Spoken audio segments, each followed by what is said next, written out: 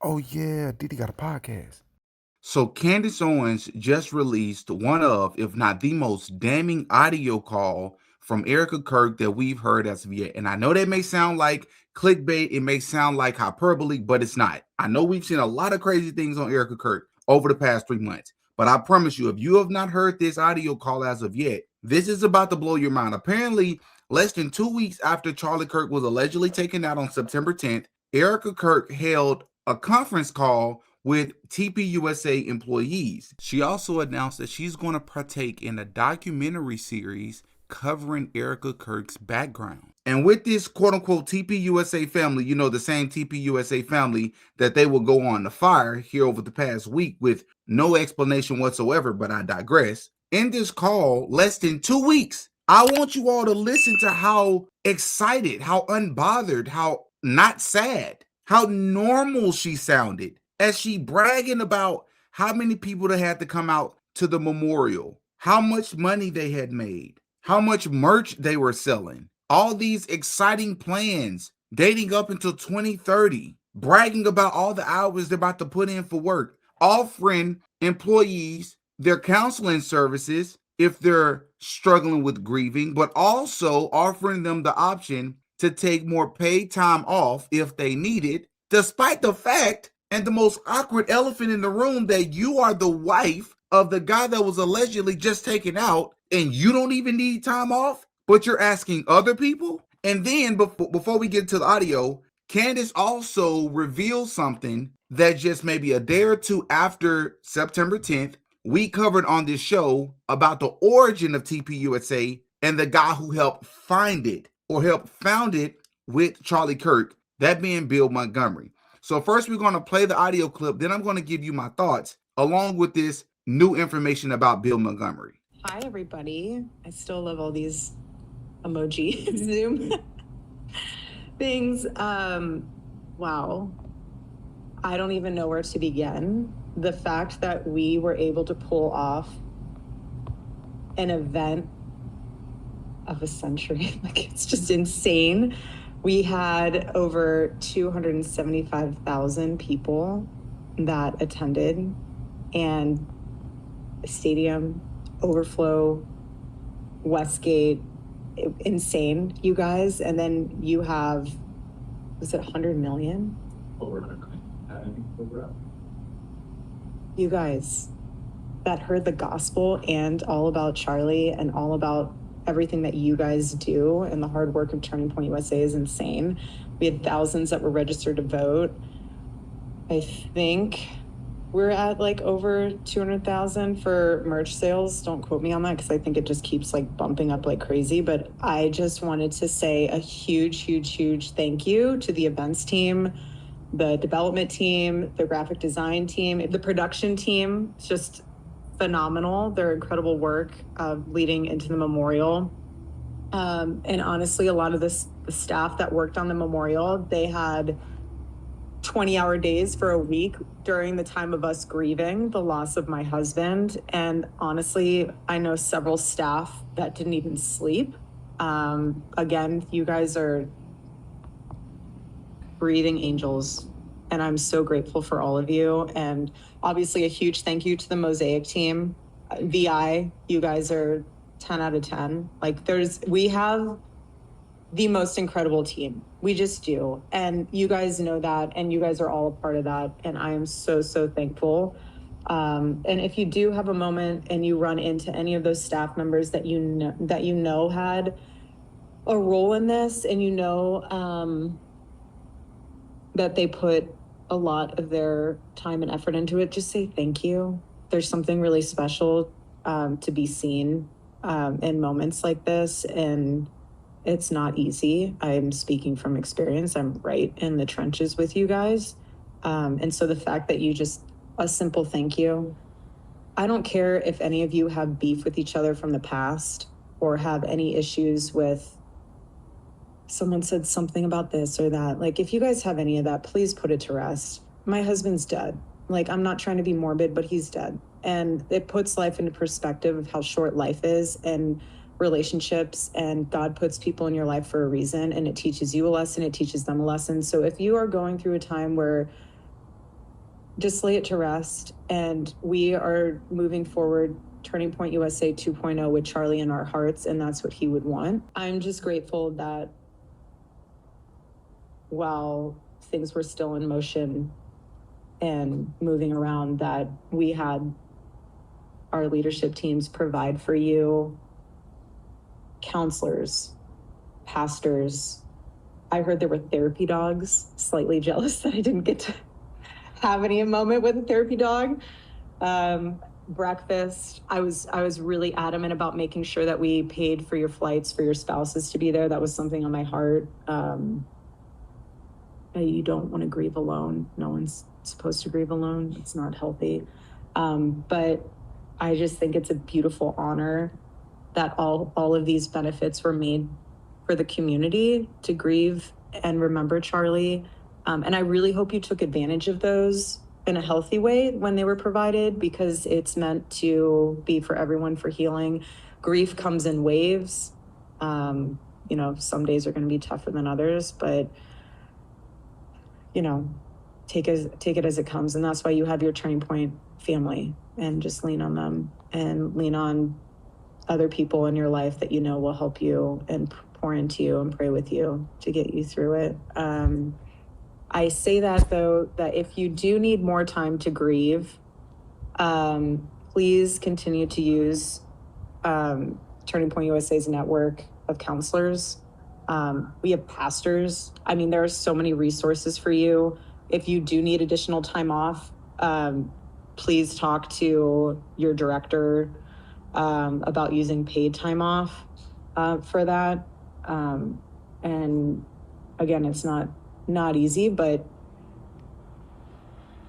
again, grief is hard. Otherwise, honestly, Turning Point USA and Turning Point Action, full steam ahead, you guys. Charlie would want us to get back to work, and that's what we're doing, and that's what we did with the memorial. And I'm so honored and proud of each and every one of you, because that's what we're going to do in his honor and in his name. We have so much to do, which is exciting. Charlie in heaven is like, you guys thought you had a busy schedule then, just you wait. And he's doing some awesome things with Jesus in heaven right now, but there's so much work to be done. Since his assassination, we have 100,000 chapter requests. We have 300,000 new donors. That is a blessing in itself. Again, not normal, all God. I think we have 50,000 plus hat orders to fulfill. I'm saying these numbers because it puts into perspective that we're not just sitting and thinking and looking at the wall being like, what do we do? Like that, there is so much to do. You have over 20,000 AmFest registrations. The prophetic mind of my husband was that he always planned for the future. You guys are obviously aware of Vision 2025, but Charlie was also working on Vision 2030 in the weeks leading up to September 10th. And he was working really closely with Justin. And that's why Justin had been appointed the role of COO, because he was literally, I remember phone calls when Charlie and I would take our night walks, and it would be 10 o'clock at night, and him and Justin would just be talking about the plans. I was aware of the plans. I have his journals that are aware of the plans.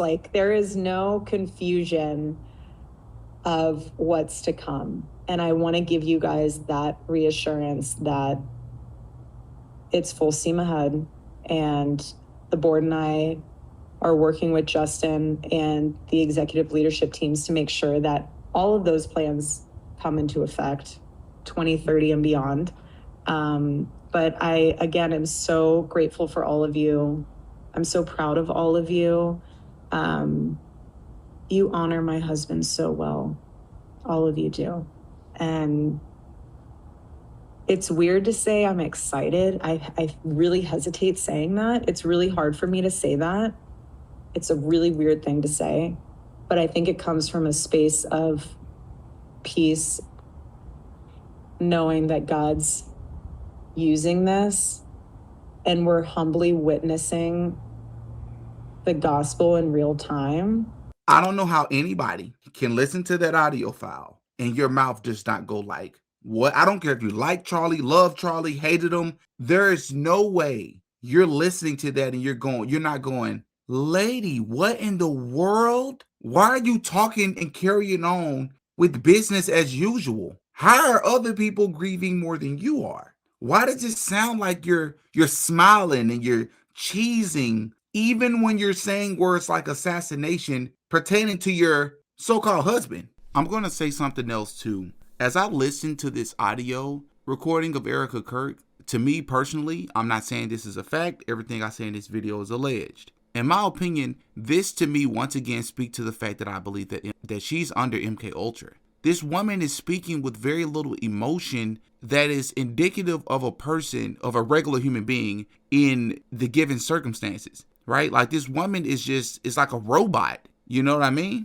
My mind is blown. That takes the cake for me. What justify, like what would you say? Because even if you grieved differently, there should be some sort of grief, some sort of pain, some sort of emotion that is indicative of a widow that we should pick up somewhere in your voice. At no point did I ever hear your voice shake or tremble. At no point did I hear you sniffle. And I also want to just give my quick thoughts on her speaking about delving into Erika Kirk's background. So last week, I said to you guys that in the near future, we are going to do maybe 2 episodes, could be a 3-part series on Erika Kirk's past. What I believe is going to take place there, I believe that Candace Owens is going to, number one, she's going to use this as a way in which to investigate Erika Kirk, but she's also going to almost be able to save herself some credibility by also debunking a lot of things out there about Erika Kirk that may have been shared that is not true, such as the fact about her Romanian Angels organization. There are things that have been said about what Erika Kirk allegedly was accused of or what her organization was allegedly accused of that hasn't exactly been confirmed. So I think Candace Owens, which I think is a very smart thing to do, she's going to both debunk some things while also confirming other things that are suspicious about Erika Kirk. And then when Candace shared this information about Bill Montgomery, which is, for those of you that don't know, Charlie Kirk apparently went to some school up until like the 8th grade for gifted students. And apparently the people who helped find or the people that helped create the school were apparently good friends with the guy Bill Montgomery, which is the story is this guy Bill Montgomery just so happened to be at a small college where Charlie Kirk was speaking at like, I believe 17 years old. He approached Charlie, told Charlie he had never heard of him before, but he thought the world of him, thought that he should start an organization.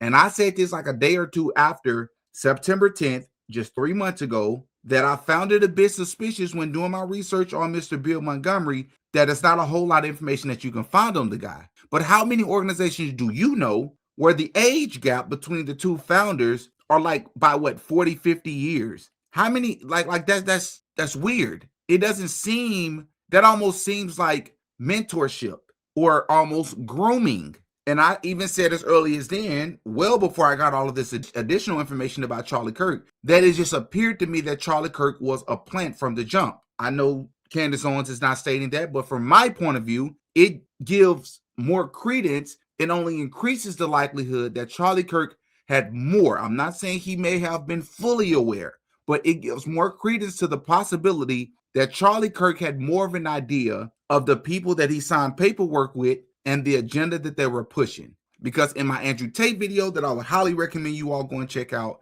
I touched on the fact that I highly believe that Charlie Kirk would have become president. He would have beat J.D. Vance because Charlie Kirk has the hearts and minds of young men, especially on social media, in a way in which J.D. Vance does not. He had connected with the young people, with the youth. And now to find out that the person that approached him is good friends, not only with one of the women that helped find the school that Charlie Kirk attended when he was a kid, what is the likelihood of that? But apparently he was also good friends with a guy by the name of Robert Flood, which somewhere in the family tree is related to Dan Flood, allegedly. Do we still think it's a coincidence? Of course not.